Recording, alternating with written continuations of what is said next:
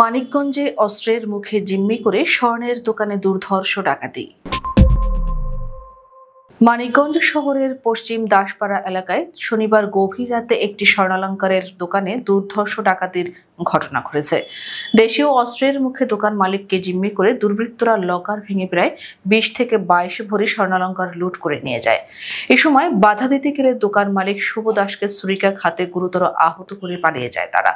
Police সূত্রে জানা গেছে, শনিবার রাত আনুমানিক 12:15 শহরের পশ্চিম দাসরার স্বর্ণাকারপট্টির পাণ্ডব ভবনের নিচতলায় অবস্থিত অভি অলংকার নামের দোকানে কমপক্ষে 2 জন মুখোশধারী দুর্বৃত্ত প্রবেশ করে।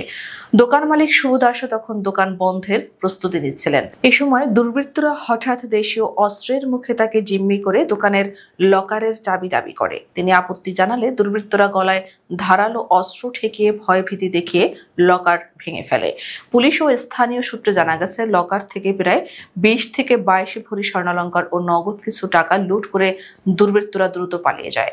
আনুমানিক 36 লাখ টাকার স্বর্ণালংকার ডাকাতির শিকার হয়েছে বলে ধারণা করা হচ্ছে। পালানোর সময় শুভ দাস দুর্বৃত্তদের একজনকে আটকে ফেলার চেষ্টা করলে তারা পেছন থেকে ধারালো অস্ত্র দিয়ে তার পিঠ ও হাতে একাধিক আঘাত করে।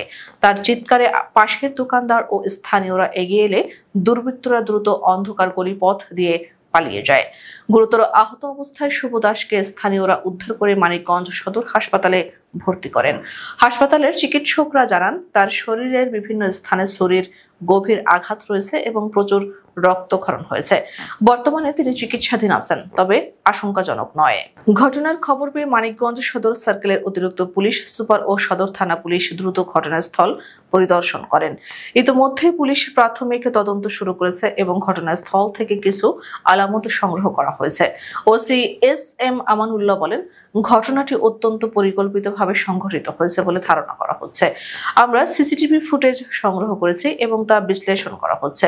প্রাথমিকভাবে মনে হচ্ছে দুর্বৃত্তরা দোকানের আশপাশ সম্পর্কে আগে থেকেই ভালোভাবে জানতো। তিনি আরো বলেন, এই ঘটনায় তদন্ত শুরু হয়েছে। অভিযুক্তদের শনাক্ত ও গ্রেপ্তারে ইতোমধ্যে কাজ চলছে। খুব শিগগিরই জড়িতদের গ্রেপ্তার করে আইনের আওতায় আনা হবে। স্থানীয় ব্যবসায়ীরা বলেন, রাতের শহরে এমন ঘটনা ভয়াবহ। স্বর্ণকার ব্যবসায়ীরা এখন আতঙ্কে আছেন। পুলিশ প্রশাসনের উচিত রাতের নিরাপত্তা জোরদার করা এবং দ্রুত অপরাধীদের ধরতে ব্যবস্থা নেওয়া। এই ঘটনায় এলাকায় আতঙ্ক ও ক্ষোভ বিরাজ করছে। তারা দ্রুত ডাকাতদের গ্রেপ্তার ও স্বর্ণালংকার উদ্ধারের দাবি জানান। এলাকাবাসী জানিয়েছেন, রাতের বেলা এই অঞ্চলে নিরাপত্তা ব্যবস্থার ঘাটতি দীর্ঘদিন ধরেই রয়েছে।